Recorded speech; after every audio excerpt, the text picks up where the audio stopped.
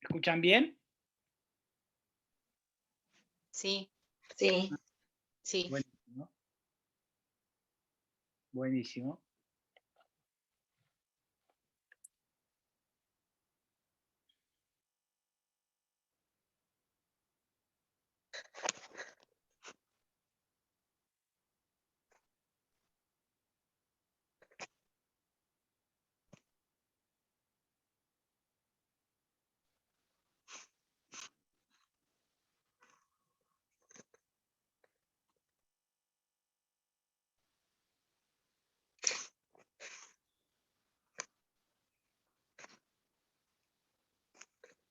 Bueno.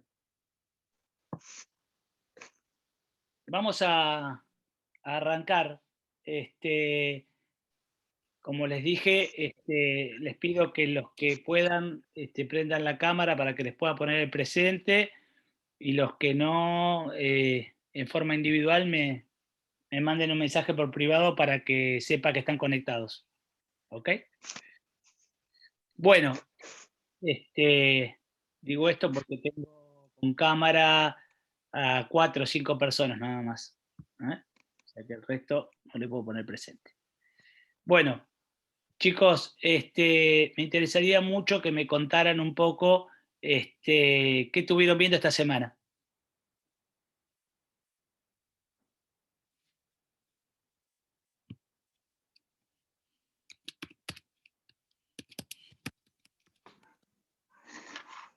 Estuvimos hablando de la dignidad como el tronco fundamental de los derechos humanos, como que tiene que estar en el centro del concepto de derechos humanos. También las definiciones como sinónimos, derechos fundamentales, derechos subjetivos, derechos de las personas. Vimos el tema de la aparición de los derechos, o sea, de las distintas generaciones. Vimos las características también, Bien. que tienen que ser integrales, universales. Bien. El concepto de universalización y el concepto de internacionalización. Okay. Y hablamos de la Segunda Guerra Mundial, que fue como un salto de tal envergadura que hizo que algunos derechos que no estaban contemplados se contemplaran. Y en el caso local, en el caso de la Argentina, el profesor mencionó el tema de la dictadura como el punto de quiebre, digamos, de bisagra. ¿Con quién tuvieron clase? Con el profesor Reich el lunes y ayer con la profesora Palacios. Muy bien. Bueno. A ver, Lorena, Valentina, Diana, a ver si me pueden contar su impresión sobre esto de los derechos humanos. O sea, ustedes entienden que nuestra Constitución contempla los derechos humanos, ¿desde cuándo? ¿Siempre los contempló? Me gustaría saber, sobre la base de lo que escucharon que son los derechos humanos, cuál es su mirada sobre los derechos humanos y nuestro sistema normativo.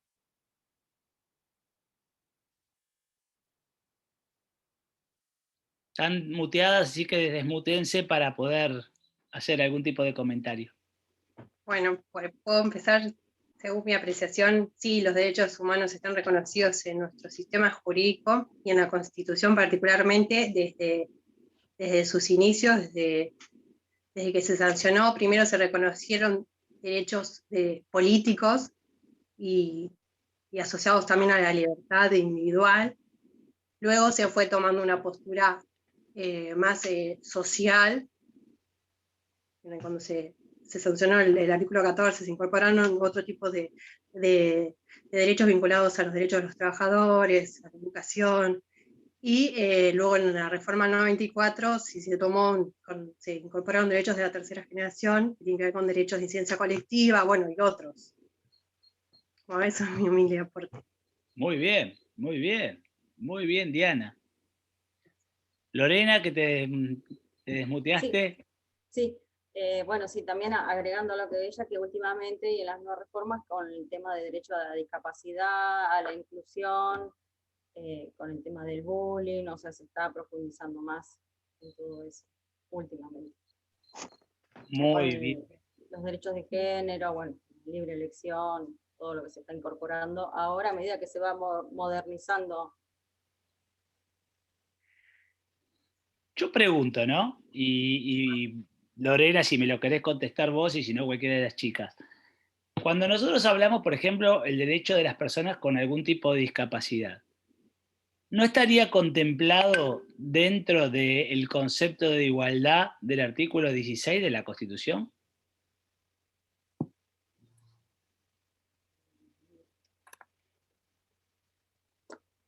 Yo creo que por lo que hablamos ayer un poco, igual salí antes de la clase pues se me apagó el teléfono, pero sí está dentro de la igualdad, pero como que hacía falta hacer la especialización, especificación, algo así.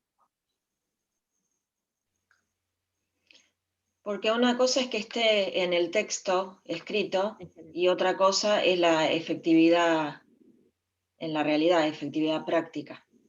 Claro. Yo me pongo en abogado, dicen el abogado del diablo, ¿no? Que es el que está en contra, ¿no? Entonces yo digo, pero bueno, que esté en el texto de la Constitución o que esté en el texto de los tratados que Lorena mencionaba, no cambia, digamos, sigue estando en un texto o en un instrumento escrito, digamos, no.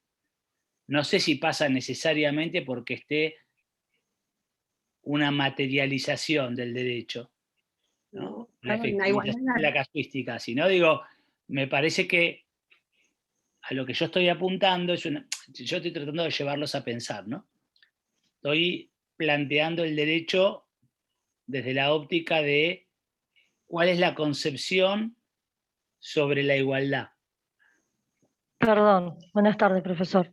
Desde la teoría, que es general de la igualdad, debería ser así, pero muchos derechos en la práctica son vulnerados. Entonces, allá nos dijeron, y obviamente debe ser así, está el concepto de la especificación. O sea, debería haber leyes o una igualdad para todos, pero no todo el mundo, por ejemplo, toma como empleado un discapacitado con silla de ruedas. No todo el mundo toma a alguien de un género distinto, un transensual o lo que fuera, para ciertas cosas o para ciertos trabajos.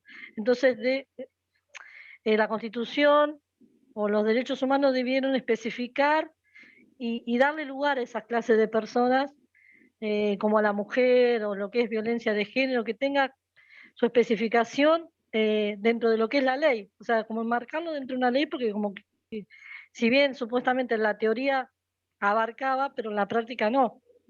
Eso es lo que yo entendí, ¿no? Creo que es así, no sé, por ahí lo entendí mal. No, yo comparto absolutamente la gran distorsión que hay entre lo que está escrito y lo que realmente pasa. Absolutamente de acuerdo. Pero mi pregunta va hacia otro camino, y yo estoy tratando de llevarlos a pensar, ¿no? Y piensen un poco en función de la incógnita que les planteo. Alguien me dijo hace un ratito que en nuestra Constitución, en el año 1853 o 1860, si ustedes quieren, cuando se completa el periodo de Constitución abierta, había una protección de derechos humanos. Sí. Entonces, si había una protección de derechos humanos, jurídicamente hablando,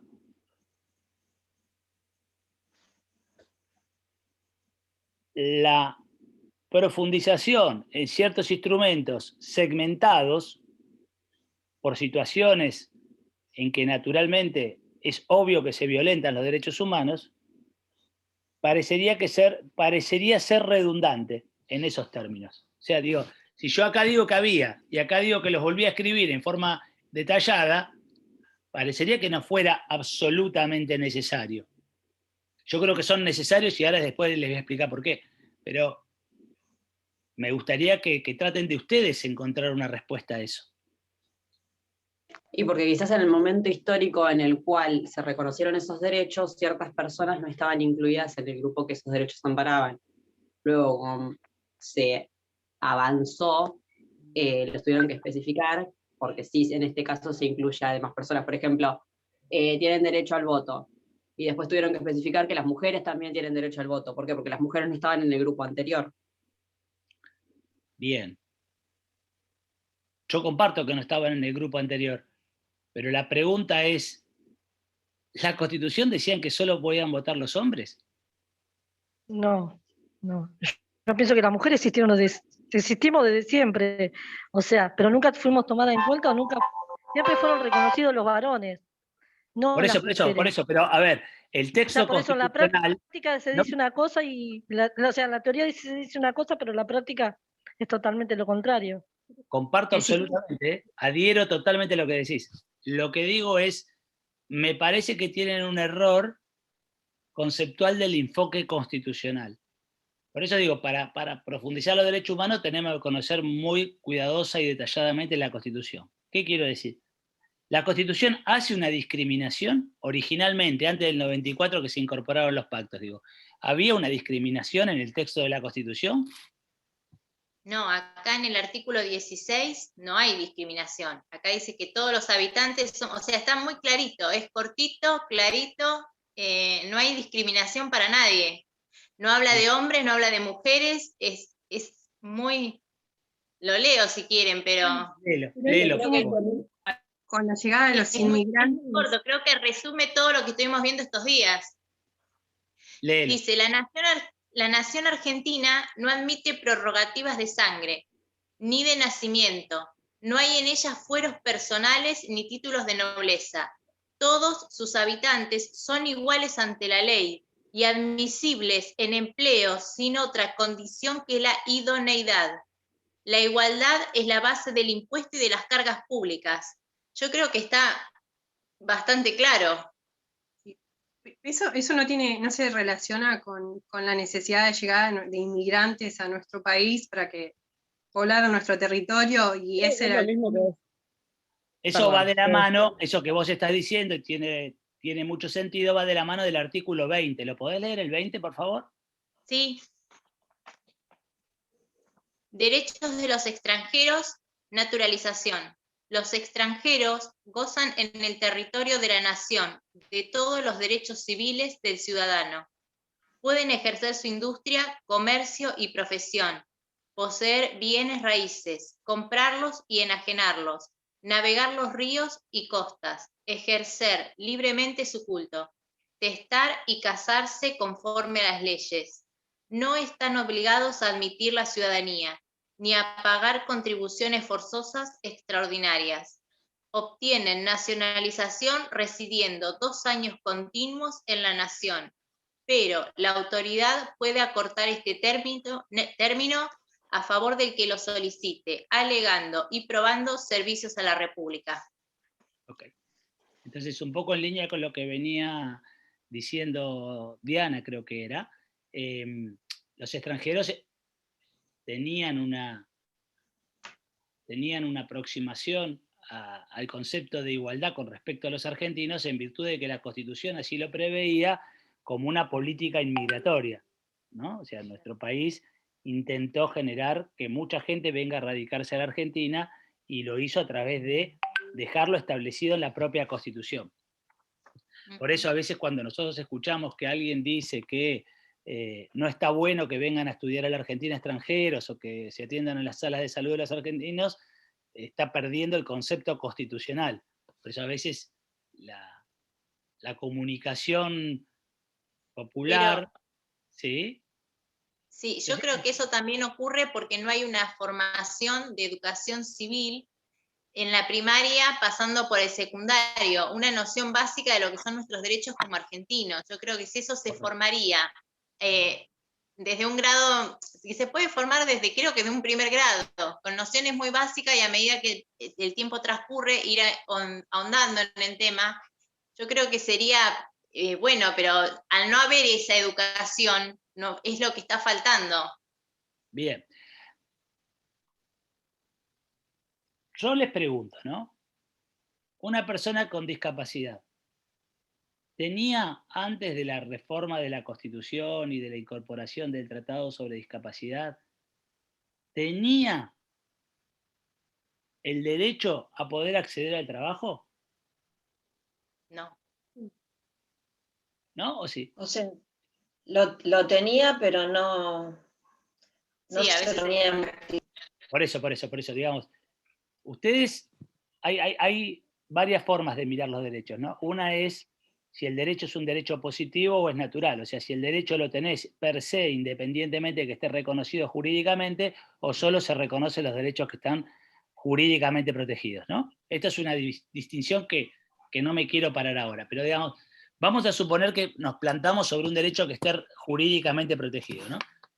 Yo, digamos, podríamos decir, en términos de esa discusión, el derecho de la mujer tiene derecho, a pesar que esté en un régimen que no se lo dé jurídicamente, o sea, es un derecho que nace con la mujer por el hecho de ser mujer, independientemente que el Estado no se lo quiera reconocer, digamos. Yo pienso que sí, porque Bueno. pienso que sí, porque si a mí el código también me está diciendo que uno tiene derecho a partir del nacimiento, sea el género que sea, femenino, masculino, lo que sea, por el hecho de ser persona tiene tanto derechos como obligaciones, Bueno, pienso yo. Así que yo comparto con vos, pero vuelvo a repetir que es una mirada, ¿no? Hay parte de la doctrina que dice solamente vos podés ejercer derechos en la medida que la norma te lo facilite. Entonces, hay gente que dice, los derechos humanos son universales. Y hay gente que dice, bueno, los derechos humanos son universales, pero hay 3 sistemas de protección, ¿no? El europeo, el africano y el americano. Ahí no tengo dudas. En los sectores que están fuera de esas 3 regiones, bueno, los que son positivistas dicen no lo tienen el derecho, ¿no? Digamos, hay una discusión ahí que no la vamos a zanjar acá. Yo quiero que ustedes la tengan clara nada más. Pero sí voy a lo que nosotros podemos acá avanzar. Yo digo, de acuerdo a la Constitución del 53, todos somos iguales ante la ley y todos podemos acceder al trabajo, independientemente de nuestra condición física, psíquica, nuestro género. Digamos, la Constitución no entra haciendo disquisiciones. La Constitución per se no discrimina. Bien. Ahora, ¿cuál es el gran salto que hace la Constitución en el año 94? Que incorpora los tratados. Es cierto, pero yo creo que al mismo nivel que incorpora los tratados, incorpora otro artículo que es el que le da virtualidad, el que hace obligar, como decía Sonia, a la materialidad, al hecho. ¿Cuál es ese artículo? ¿El 14 bis? No, el 14 bis, que está muy bien lo que decís, es un artículo que está previsto en el año 57 como una parte constitutiva de los derechos sociales.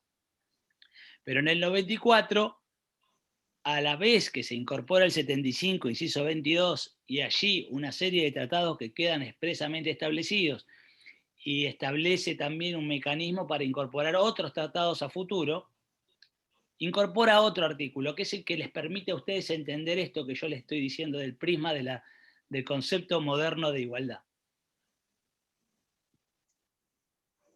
A ver, piensen un poco. ¿Puede ser el 43, acción de amparo? No.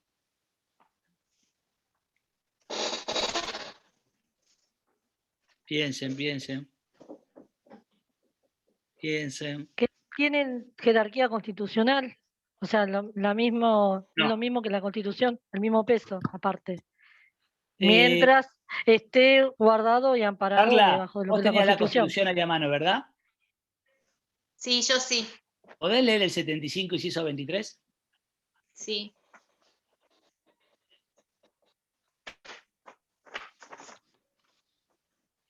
Inciso 23. Igualdad de oportunidades. Sí. Legislar y promover medidas de acción positiva que garanticen la igualdad real de oportunidades y de trato, y el pleno goce y ejercicio de los derechos reconocidos por esta Constitución y por los tratados internacionales vigentes, vigentes sobre derechos humanos, en particular respecto de los niños, las mujeres, los ancianos y las personas con discapacidad. Bueno, apareció el artículo clave. ¿Por qué apareció el artículo clave? Porque el concepto de igualdad que prevé la Constitución del 53 hay que contextualizarlo con el momento histórico que se sanciona la Constitución, donde en realidad la primera parte de la Constitución, aquella que contiene los derechos, declaraciones y garantías, es un decálogo o una enumeración de derechos que el Estado no puede impedir. Como nosotros venimos de un Estado antes de 1853, Estado en concepto amplio, ¿no? En concepto de conquista territorial con conducción política, digamos, no Estado jurídicamente como un país determinado, donde las autoridades tenían la facultad autoadjudicada de determinar la vida de las personas. El ejemplo más claro es la esclavitud, ¿no? Entonces, había esclavos, había personas que iban presas porque debían dinero. Cuando ustedes se remontan de 1853 vamos a ir al año 0, ¿no? Para tomar una edad, una fecha. Lo que ustedes van a encontrar en esos 17, 18 siglos es que la decisión no democrática de una persona que conduce, justamente al no ser democrática, no toma en consideración la voluntad de las personas, sino es lo que el conductor entiende como lógico.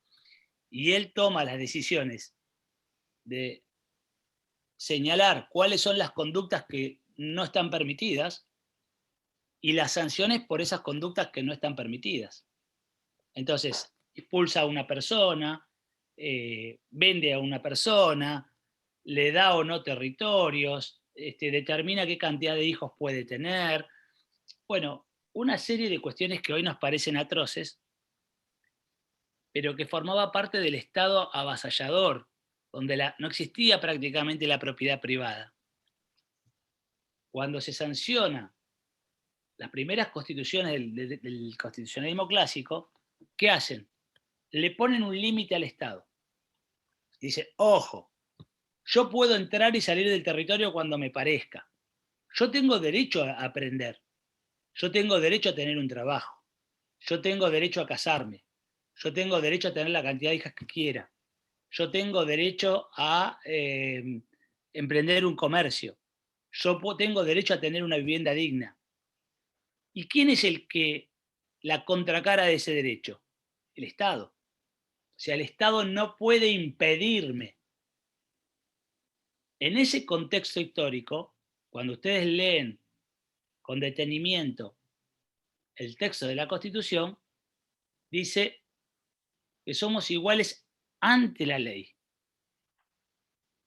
Este iguales ante la ley es un concepto de que la persona con discapacidad y yo tenemos las mismas ventajas normativas. O sea, a ninguno de los dos nos puede impedir trabajar. Pero como ustedes bien dicen, materialmente, la persona con discapacidad no estaba en las mismas ventajas o las mismas condiciones para acceder a un trabajo que a lo mejor yo. Lo que ocurre en el 75, inciso 23, es que el Estado se obliga a que esa igualdad formal ante la ley sea equiparable materialmente de acuerdo a las necesidades de cada uno. Yo se los voy a dar con un ejemplo clarísimo para que ustedes lo entiendan. Todos tenemos el derecho a la educación. O sea, que en el año 1853 todos tenemos dicho derecho a enseñar y aprender. Yo tenía derecho a aprender y todos los que están acá tienen derecho a aprender. Ahora, ¿qué ocurre? Si el Estado ponía una sola universidad presencial en Salta, la realidad es que el derecho a aprender materialmente no lo tenemos todos. Formalmente todos tenemos el derecho, pero los impedimentos de las distancias hace que algunos no tengan la misma posibilidad de ejercer el derecho. El derecho lo tienen, pero no lo pueden ejercer. Entonces, ¿qué hace el Estado? A partir del año 94, se obliga a tomar, a través del Congreso, medidas de acción positiva. ¿Qué quiere decir medidas de acción positiva? Tomar determinaciones políticas e institucionales que favorezcan remover los obstáculos por los cuales algunos no tienen el mismo acceso que otros a los mismos derechos, al ejercicio de los mismos derechos. Entonces, por ejemplo, ¿cuál es una medida de acción positiva? La ley de cupos. ¿Qué hace? Permite que las mujeres puedan acceder independientemente de la voluntad de los hombres. O sea, le da como, si ustedes quisieran, una escalerita y le ponen una escalerita para que estén a la misma altura en el ejercicio. Porque los dos éramos iguales, pero uno estaba más abajo que el otro en la vida real urbana. ¿No? Vamos al trabajo.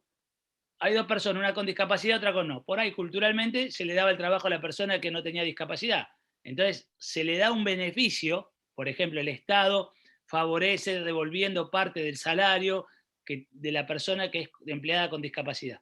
Entonces, se le pone ese suplemento para que pueda competir igual a igual. No le puede obligar el Estado al privado que toma el discapacitado.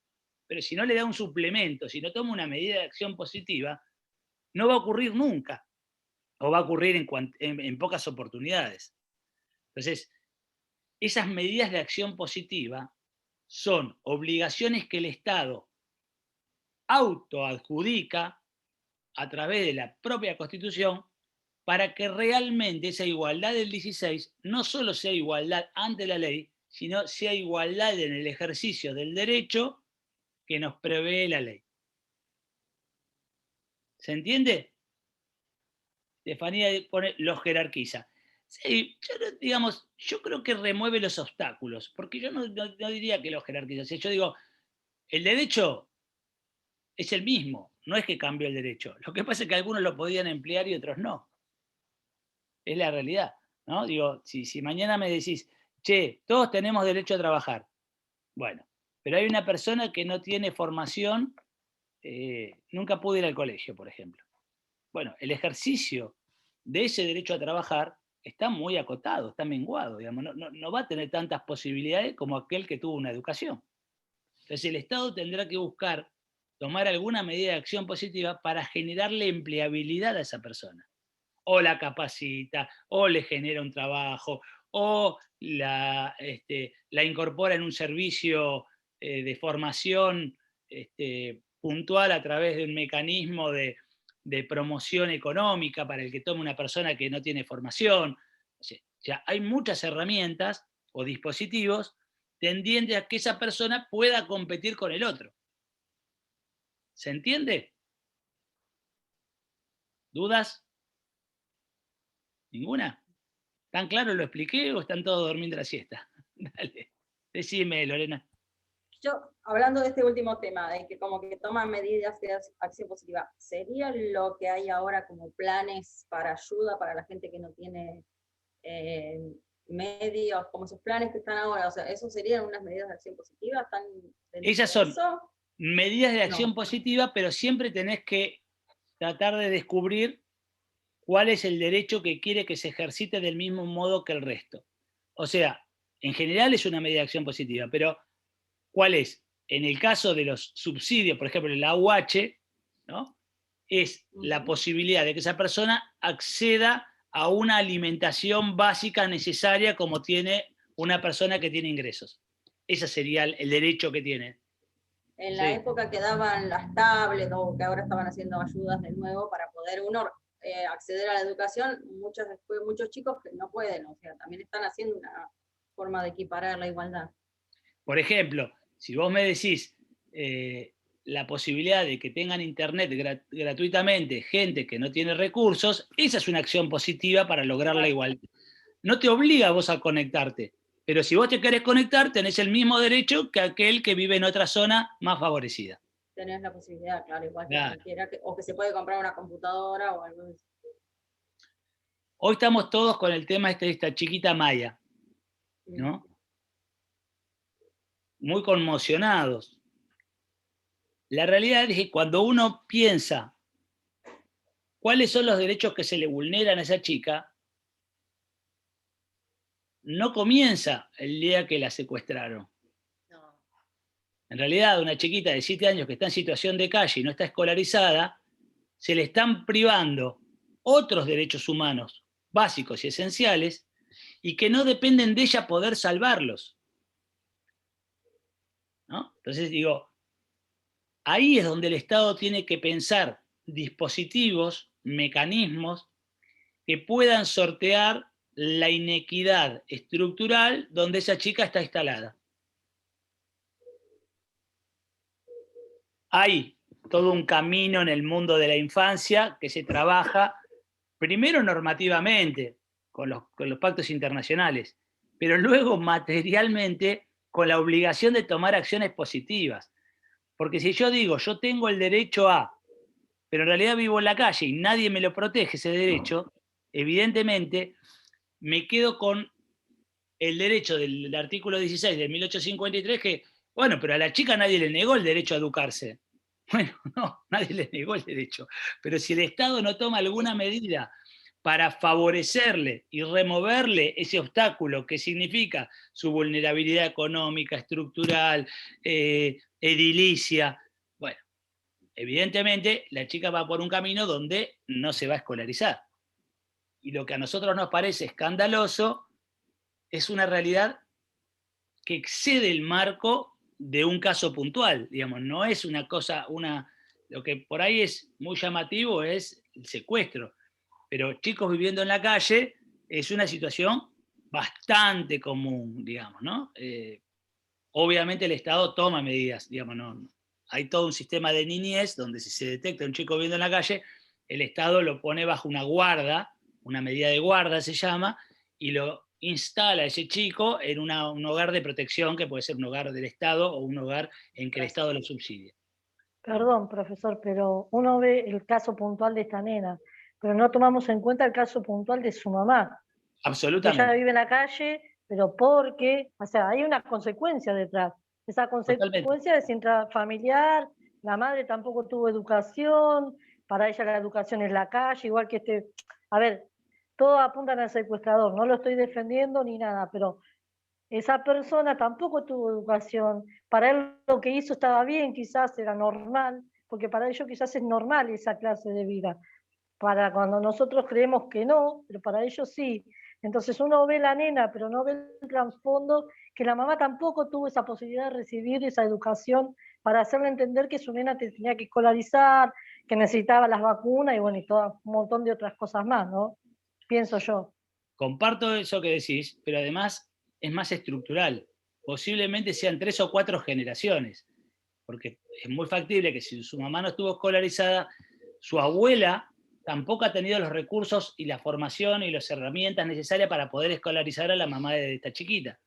Entonces hay un problema estructural con la pobreza, que en Argentina se ve claramente, en los países de Sudamérica en general se ve, y nosotros vamos a Brasil, vamos a Bolivia, Paraguay, vamos a ver cordones de pobreza, que no es solo pobreza en términos de monetización de mi ingreso, no es solo eso, sino es pobreza en formación, pobreza en salud, pobreza en seguridad, pobreza en estructura edilicia donde vivo.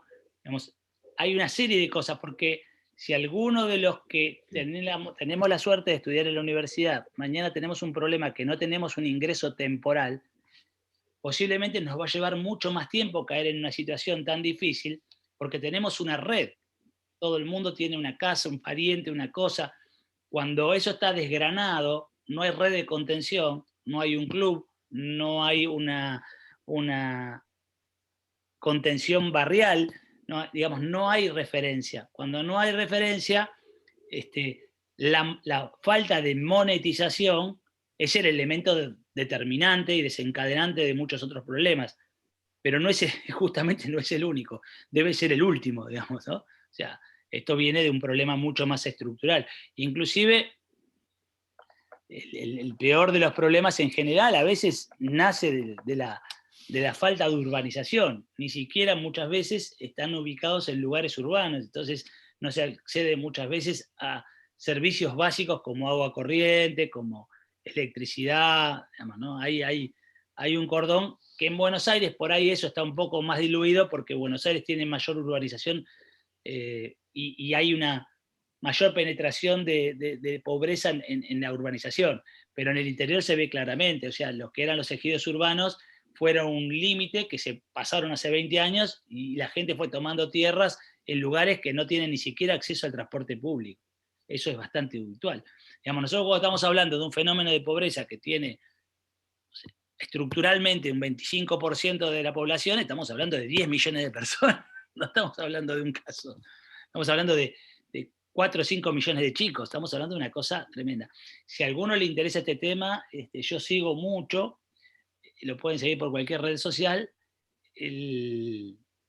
al Observatorio de la Deuda Social, que es de la UCA, que hace este análisis bastante conocido sobre los índices de pobreza y los índices de inflación. Vieron que 2x3 sale, la UCA dijo que, bueno, tienen unos informes detallados sobre la situación de pobreza, la precarización de los servicios, la falta de estructura de los sistemas educativos y de los sistemas sanitarios, muy desgranado, muy desgranado. Es un informe completísimo. Y eso nos va a dar una situación que yo diría nos lleva a repensar, cuando nosotros hablamos de los derechos humanos, cómo podemos darle completud al concepto. ¿Por qué? Porque yo digo, antes de 1984 a 1994 no teníamos la Constitución, los pactos internacionales. Pero vamos a suponer que, no ocurrió, pero vamos a suponer como ejemplo práctico que no hubiera pobreza. Y ahora tenemos los pactos y tenemos pobreza. Entonces digo, no nos podemos quedar solo con lo que es la incorporación jurídica al texto de la Constitución. O sea, que es determinante. Y es mucho más determinante, o a la vez tan determinante, el 75 y 123, porque nos permite, vía 43, que alguien lo dijo, motorizar judicialmente ciertas situaciones de vulnerabilidad de derechos. Ejemplo, en la ciudad de Buenos Aires hubo un caso bastante famoso donde le obligaron al Estado a otorgarle una vivienda a una familia. Pero digo, no es solo eso, porque si no nos podemos encontrar con una serie de instrumentos jurídicos enormes que antes no los teníamos, pero tenemos que ver si materialmente tenemos una cobertura real de derechos. O sea, yo estoy a favor 100% de la protección de la mujer y obviamente todas las políticas de freno de la violencia sobre la mujer son pocas. la pregunta es, ¿eso es un problema de instrumento o es un problema de dispositivo? Digo, obviamente que hay instrumento, pero no podemos quedarnos solo con el instrumento. Tiene que tener botón antipánico, tiene que tener una justicia inmediata, tiene que tener un sistema de seguridad como corresponde. Digo, la parte jurídica es necesaria e indispensable, pero no suficiente. Digamos, nos falta el 75 inciso 23. Nos falta que el Estado se obligue para que ese derecho que está contemplado en la Constitución pueda materialmente ser usado por todos, ejercitado como corresponde por los 40 millones. Y eso es nuestra tarea también como docentes de derecho y como operadores del derecho, instarlo. Por eso yo, esta clase quería ponerles mucho en la cabeza la necesidad de que no nos quedemos solo con el instrumento, porque si no a veces parece que nos quedamos en el laboratorio, nos quedamos mirando el instrumento y decimos, wow, el instrumento, buenísimo. Pero cuando hay un caso como esta chiquita, damos cuenta que el instrumento solo no alcanza. Necesitamos acción. Esa acción pasa por la responsabilidad del Estado y de nosotros, como operadores. Si estuviéramos estudiando diseño gráfico no les diría esto, digamos, por ahí se los comentaría, pero digamos, ustedes posiblemente en 2 o 3 años o 4 años van a ser abogados. Y algunos será fiscal, otro será juez, otro será abogado de parte. Y todos nosotros tenemos una responsabilidad mayor que el que estudia diseño gráfico. Porque nosotros sabemos la responsabilidad que tiene el Estado y que, en definitiva, el Estado somos todos. O sea, nosotros también formamos parte del Estado, no solo como profesionales, sino como ciudadanos. Pero como profesionales, asesorando a un legislador, asesorando a un intendente, a un gobernador, formando parte de la justicia, tenemos la obligación de mirar la norma, que es fabulosa, porque la verdad que nosotros tenemos una serie de normas fabulosas.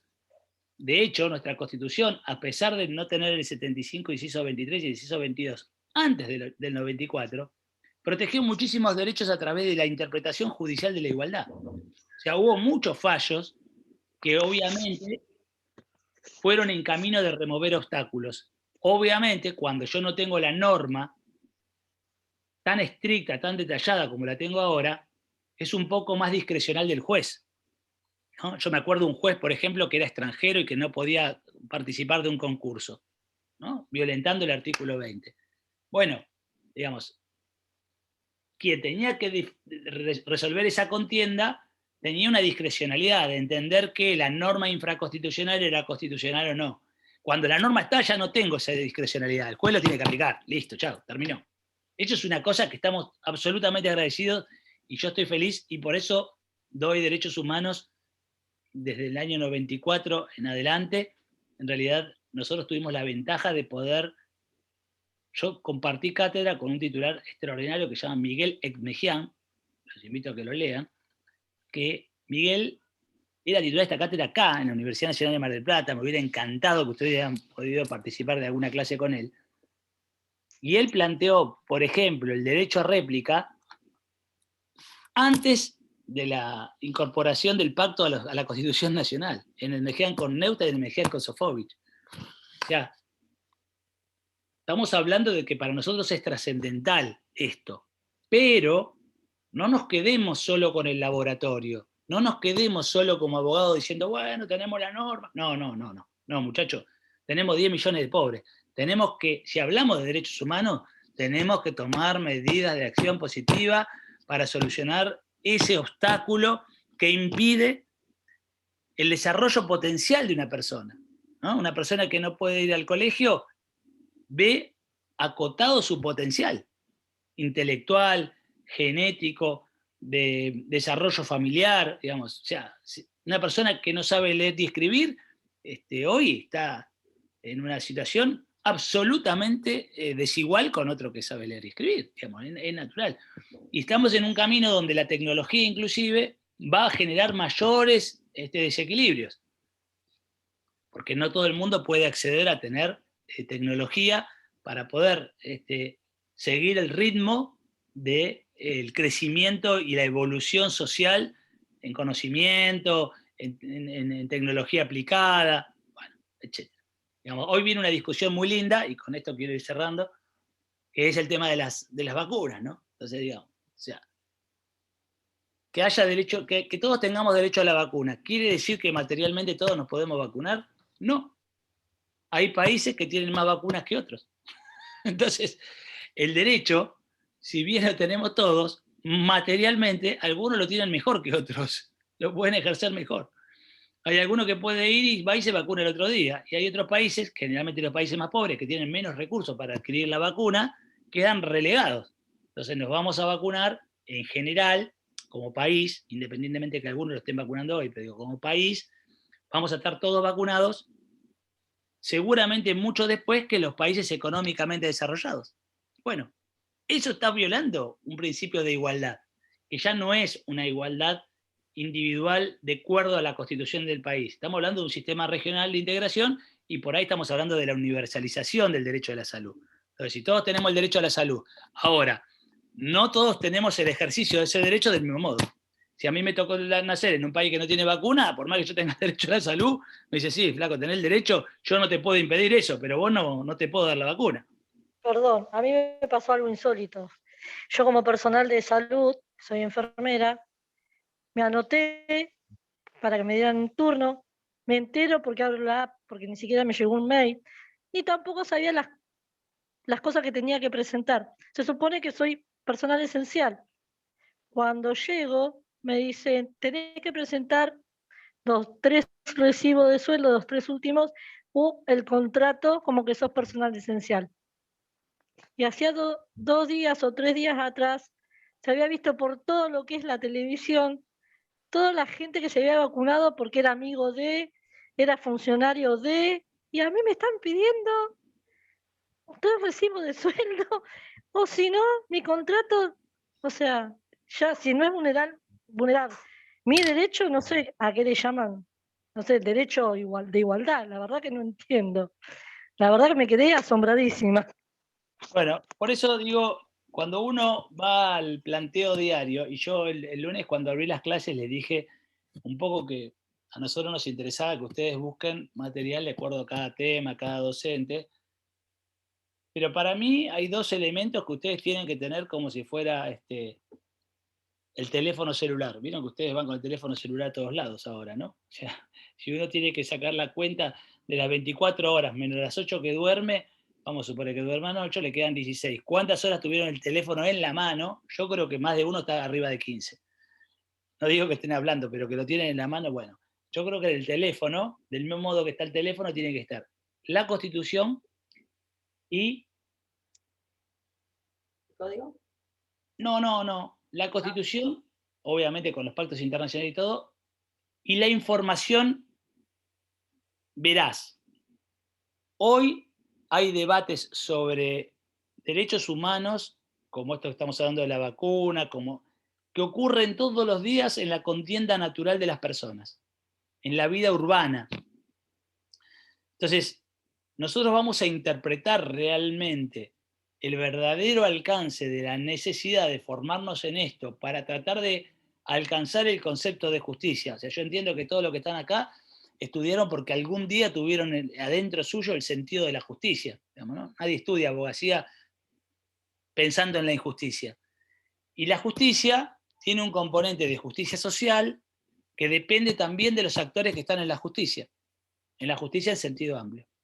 Entonces, si nosotros leemos en el diario ciertas cosas y las pasamos de largo, es algo similar cuando algo pasa, la persona que pasaba caminando por frente a la casita o allá a la calle donde vivía esta gente y no los veía.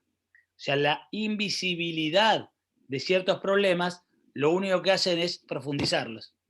Entonces digo, hay muchos temas hoy de derechos humanos, no solo en Argentina, en todo el sistema americano y en el sistema universal.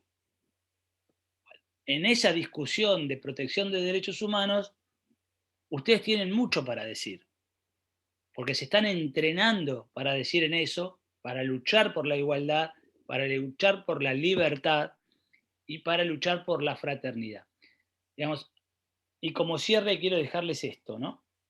La libertad es un concepto que se esbozó a partir de esta Revolución Francesa, pero que en realidad ocurrió en varios países del mundo a la vez, que tiene como mirada de que nadie, pero fundamentalmente el Estado, me puede restringir mi libertad. Pero paralelamente hay un concepto de igualdad. Si yo esa igualdad la dejo en manos de la libertad individual, muchas veces no ocurre, porque se generan desigualdades en el propio ejercicio y comportamiento social. Entonces, esa libertad y esa igualdad tienen que estar unidas con un puente de plata, que es la fraternidad, que es, desde mi libertad, interpreto que también hay que sostener la igualdad. No puedo hacer uno sin el otro. Y la igualdad sin libertad tampoco. O sea, acá todo el mundo tiene que poder desarrollar como un principio básico de tus derechos humanos la facultad de decidir por vos mismo a través de la libertad, pero siempre teniendo en miras que el ejercicio de tu derecho debe contemplar algún punto que no genere una distorsión en la igualdad real. Porque yo también puedo decir, yo tengo el derecho a no contratar a una persona con discapacidad, pero en realidad estoy generando una desigualdad. Entonces digo, ¿cómo juegan esas dos cosas? Bueno, el concepto de la fraternidad debería ser un punto que nos guíe en ese sentido. Chicos, son las 4 de la tarde, les agradezco muchísimo, fue un debate bastante enriquecedor, me encanta charlar con ustedes, lástima que no lo hacemos en forma presencial, pero ya se va a dar, y bueno, yo estoy a disposición siempre para cualquier pregunta. Profe, ¿me permite un paréntesis, por Lo favor? que quieran. ¿Sí? Cuando hablamos de la chiquita, que queda en manos de minoridad ahora, ¿eso qué significa? ¿Que ya no va a estar más bajo la tutela de la madre, entonces? No, mira, en realidad lo que se toma es una medida de guarda, que significa que temporalmente la instalan en un lugar donde va a tener salud, calefacción, alimentos, etcétera, etcétera. La van a estabilizar, digamos, en ese sentido. Y luego lo que se hace es que durante la guarda, que puede ser hasta de 6 meses en principio, se va monitoreando la relación entre la madre y la hija, que la madre puede acceder a visitarla y demás, y se va a evaluar si la chica puede volver a vivir con la mamá. Eso es en general. ¿Qué quiere decir esto? Por ahí la mamá lo que necesita es conseguirse un lugar, un techo. Bueno, después el Estado verá cómo le provee un techo. O por ahí la mamá es una persona que necesita hacer, no hablo de este caso particular porque no lo conozco, pero digo las medidas de abrigo en general. Puede hacer un curso o una terapia si, por ejemplo, la mamá consume estupefacientes. O, digamos, se le trata de dar, en general le hablo, no te puedo decir en este caso, se le trata de dar una oportunidad al vínculo entre la madre y el chico, ¿no? Se trata de potenciar y de revalorizar ese vínculo a partir de correr los obstáculos que hacen que a lo mejor el vínculo esté sano, pero el chico no pueda tener o pueda tener vulnerados sus derechos a pesar de tener un vínculo sano y que la madre la quiera mucho, digamos, ¿no? En general, no te puedo decir las estadísticas, pero hay chicos con guardas que son entregados en adopción y la madre lo puede seguir viendo después, inclusive, pero no puede criarlos, por ejemplo. Ha habido casos de eso. Hay otros casos que vuelven con la mamá y hay casos donde le dan la adoptabilidad plena a otra persona y la madre no los ve más, digamos. Hay de todo. Lo que hay es un periodo prudencial de guarda de minoridad que trata de focalizar la situación, ¿no? Eso es una ley que está en toda la provincia de Buenos Aires y que funciona, digamos, no sé si excelente, pero funciona, digamos, ¿no? De hecho, en Mar del Plata prácticamente no hay chicos en situación de calle, y yo conozco muchas situaciones donde el Estado intervino porque había chicos en situación de calle y los incorporó. Acá en Mar del Plata ustedes pueden ver, hay varios hogares, ¿no? El Scarpati, el Gallone, hay varios hogares donde el Estado temporalmente aloja a un chico. Ahora, si le sacan la tutela a la madre es porque ya, o sea, si lo dan en adopción definitiva y no puede ver más a la madre biológica, es porque ya el Estado se dio cuenta de que ese vínculo no se podía solucionar. Sí, yo digamos, no sé este caso, pero esos son casos muy extremos, ¿no? Eso es un caso, por ejemplo, que haya algún abuso, digamos, esas situaciones donde, o violencia, donde, digamos, no hay forma, por más que se acompañen todas las medidas de sostenimiento estructural, de que esa relación no le afecta al chico, digamos, o a la chica, ¿no? Digamos, son casos muy extremos, así que dice, bueno, no, que la madre no pueda ver más. Digamos, yo no, en general no son esos los casos, yo conozco algunos casos, pero no son la mayoría, digamos, ¿no? Hay de todo, como en todos lados, hay mucha gente, ¿no? Digamos, no sé, suponete vos que en Mar del Plata debe haber en hogares, no sé, 100 chicos, qué sé yo, desde los 2 años hasta los 18, porque por ahí los chicos quedan en un hogar y después ya no los adopta nadie y quedan ahí hasta que cumplen los 18 años. O sea, hay de todo. Es muy difícil establecer una regla. Lo que sí está es una mirada muy cuidadosa de la jueza, de la asesora de menores, sobre cada situación particular de cada chico que tenga una medida de abrigo, que es una medida que toma primeramente minoridad de la municipalidad. O sea, detecta una situación muy grave, un chico en desnutrición, un chico con un problema severo, y primero lo estabiliza.